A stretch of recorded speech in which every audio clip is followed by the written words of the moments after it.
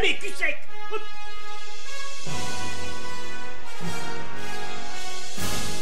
Personne ne veut le croire et pourtant c'est vrai, ils existent, ils sont là, Tarnatata. Non. Il faut qu'on pète.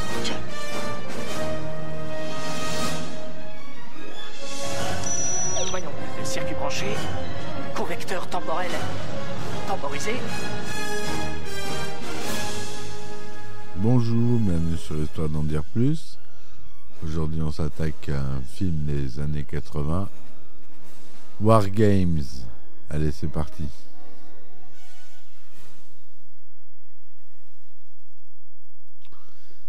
Alors War Games, je pense que vous l'avez vu ce film.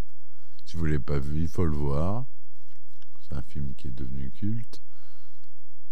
C'est War Games ou Jeux de guerre en québécois. War Games aux États-Unis est un film américain de John Badham, sorti en 1983, avec pour acteurs principaux Matthew Broderick, Dabney Coleman, John Wood et Ali Sheedy. Le film suit les aventures de David Lightman, Matthew Broderick, un jeune pirate informatique qui accède involontairement à WOPR, un supercalculateur militaire des forces armées américaines, programmé pour prédire les résultats possibles d'une guerre nucléaire. Lightman obtient de WOPR de lancer une simulation de guerre nucléaire, croyant initialement qu'il ne s'agit que d'un jeu informatique. La simulation cause une panique au niveau national et est près de déclencher la Troisième Guerre mondiale. Le film a été un succès au box-office et pour un coût de production de 12 millions de dollars, il rapporte une recette brute de 79 567 000 dollars au bout de 5 mois d'exploitation aux États-Unis et au Canada. Le film a été nominé pour 3 Oscars. Il sera adapté en livre de la même année par David Bischoff. Le film a pour suite War Games, The Dead Code. Donc le synopsis. Au début des années 80, dans la guerre froide entre les deux blocs qui bat son plein, David Lightman, un jeune lycéen américain et pirate informatique pendant son temps libre, accède à distance et sans le savoir à un des systèmes informatiques appartenant au réseau de défense américain, le NORAD. Alors qu'il croyait accéder au serveur d'une compagnie de jeux vidéo, Protovision. Entrant en communication avec le supercalculateur du NORAD, appelé WOPR, War Operation Plan Response, un programme programmé pour prédire les résultats possibles d'une guerre nucléaire. Lightman, croyant jouer à un jeu vidéo, fait lancer par WOPR une simulation de guerre nucléaire, un programme intitulé Guerre thermonucléaire totale. La partie, gérée par l'ordinateur, manque de déclencher une guerre nucléaire au niveau mondial, WOPR ne faisant pas la distinction entre un jeu vidéo et la situation en cours entre les deux blocs, ce qui fait passer le niveau de sécurité de l'armée américaine à DEFCON 1, prélude à la Troisième Guerre mondiale, quand les militaires américains deviennent convaincus d'une attaque surprise de la part des Russes. Repéré par le gouvernement américain puis arrêté, Lightman réussit à s'échapper avec l'aide de son amie Jennifer. Il cherche ensuite à retrouver le réacteur du WOPR, Stephen Falcon, afin que celui-ci l'aide à arrêter la machine folle. WOPR poursuivant en effet son compte à rebours infernal avant de lancer ses missiles balistiques sur ses cibles du bloc de l'Est. Voilà, ce film, il a eu une suite en 2008 qui s'appelait War Games The Dead Code, qui n'est pas exceptionnel.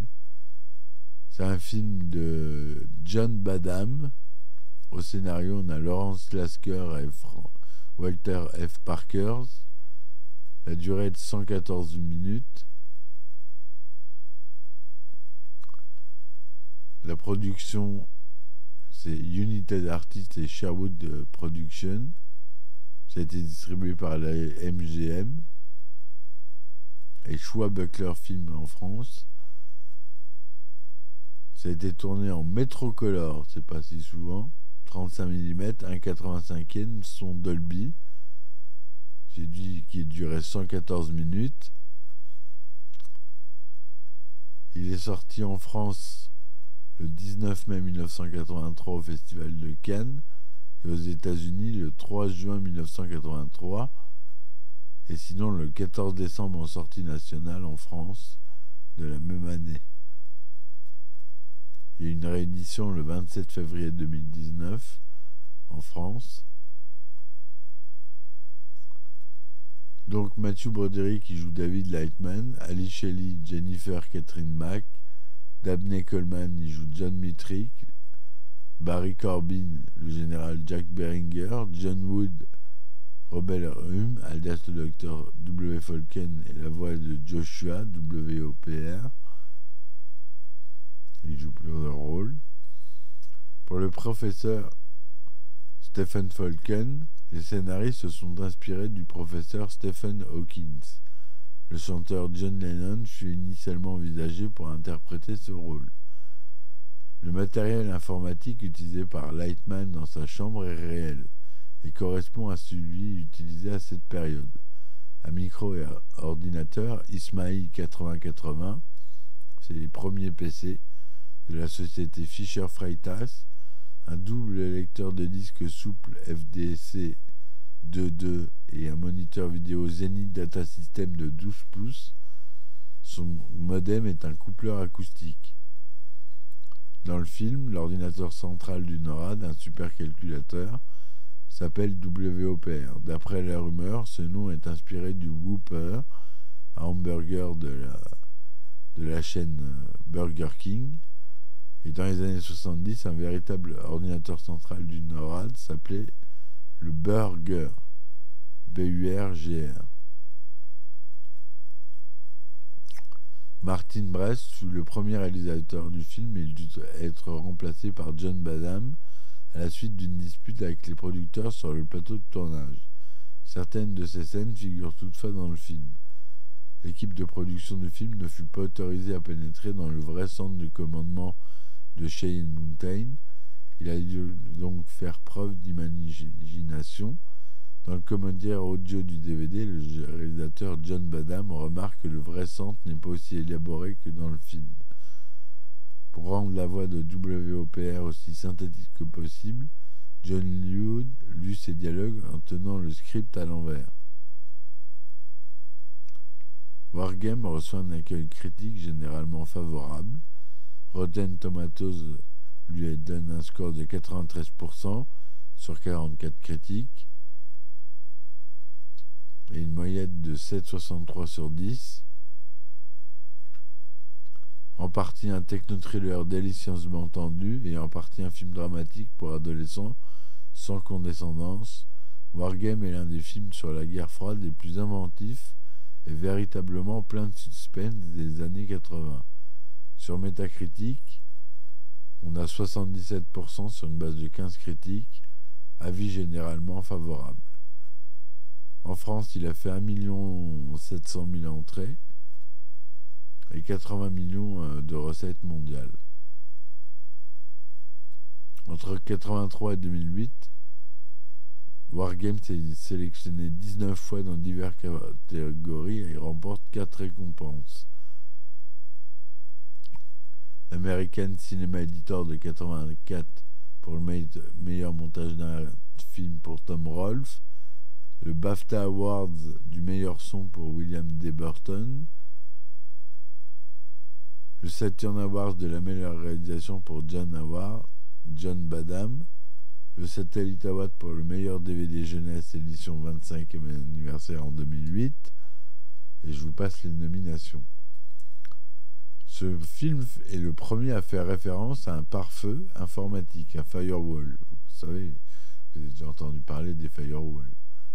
Le fonctionnement du supercalculateur WPR est basé sur un apprentissage par renforcement où, tel Joshua dans le film, le fils du professeur Falken, la machine cherche par optimisation mathématique à améliorer le comportement avec l'expérience, ce qui explique la répétition des scénarios de jeux de stratégie envisagés tout au long du film.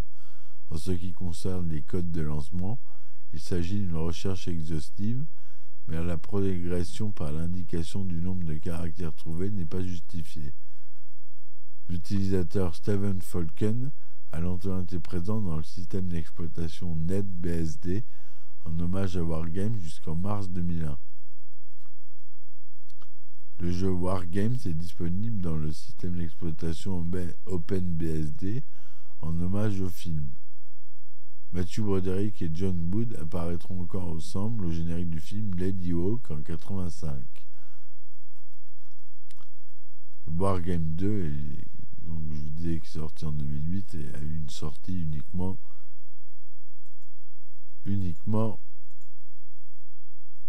au DVD, pardon. Voilà. Donc ce film, ça fait partie des films à voir. Je vous conseille vraiment de le voir. Il est très intéressant. Il y a plusieurs niveaux de lecture. C'est un bon film popcorn, comme j'ai l'habitude de vous les présenter.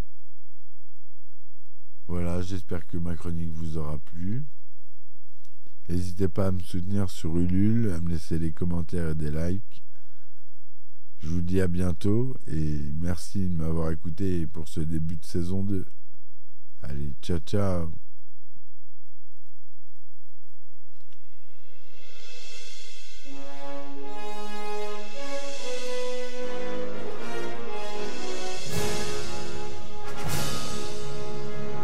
Eh ben attendez, on est en France. Allez, cul sec. Hop.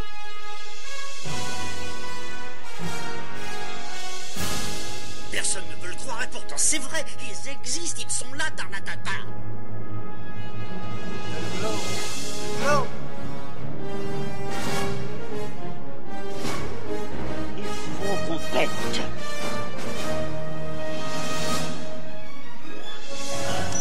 Voyons, le circuit branché, convecteur temporel temporisé,